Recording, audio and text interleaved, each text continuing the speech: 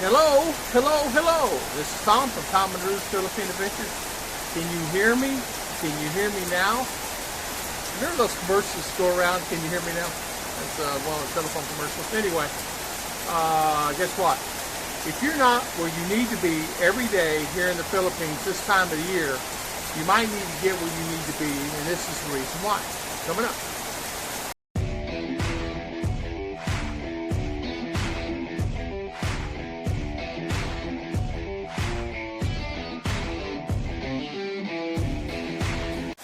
Well, this is the reason why you want to be where you need to be in the Philippines, because rain.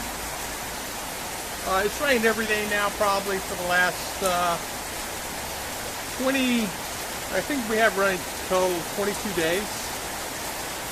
22 days straight of rain, anywhere from 2, 3 o'clock in the afternoon until last night. It finished around 10. I don't know when it'll finish today, but it finishes late. So the only pitfall and the only downfall, believe it or not, of course you can buy a rain suit, is making sure that you have a raincoat. We just paint the top of that. We're going to paint those posts, clean them up. Something to do. Be where you need to be, because you never know how. Oh, matter of fact, get those rugs. Oh well. So we have a drain there that runs all the way down. It runs there. I don't know if you can see the pipe. Anyway, it's down over there, and we're running to the street. Ruth has tilted it that way on purpose. Because you never really realize, honestly, how the rain riding the bike can affect you. Now, granted, I've been out, well, too many times to count here in 5 years I've been here, and get being caught in the rain or wear the rain suit. It's not the problem of getting around. It's the problem of people hitting you. And I've come close getting hit too many times to count. The bike should go 30, 40 mile an hour, okay? Speed-wise. And depending on the grade. Going up a grade to go, 10, 15 mile an hour.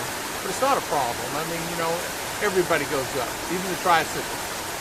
Even the 125s, 155s have a problem getting up some of the grades here where we're at, because it's like it is everywhere here. It's more than 20% incline.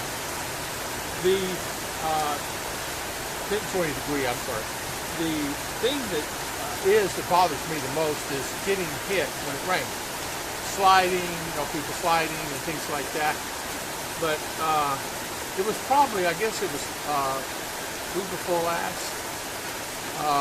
Many accidents happened here all over the Philippines, but a gentleman was up on his bike in the front here, and a tricycle hit him. He was trying to cross the street in the rain, and it's really hard to see when you're driving that, and he got hit and he passed. So you really have to be careful. I don't care where you're at, Davao or Manila or wherever you're at. You're in Cebu, Bohol. You just really have to be careful what you do. The last time I took the bike out, I said, "Oh man, it's slippery. It's like ice."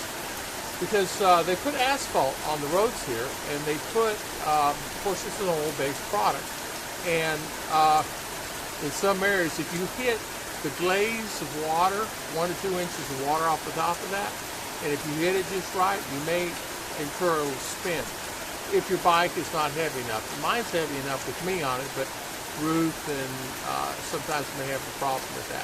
So you really have to be careful on how to handle that, and you have to be prepared for anything. If you decide to wait until the rain's over, you may just go ahead and spend the night in town, because a lot of times it will decrease, but doesn't mean it's decreased in the area you're at. So, but I do want to tell you here, if you're riding a bike, I'd say 90% of my friends have bikes here, and they go around, travel around, and they have their gear and things like that. But like my buddy Pumpkin Joe, he was out and he had all his gear on. He said he didn't have the boots. He's gonna get a pair of boots, he said. But you never know. It's that one time that you don't have that gear on. And it's the same thing when you're riding in the rain here. If you're an experienced rider, fine. Inexperienced riders can have the same problem as an experienced rider.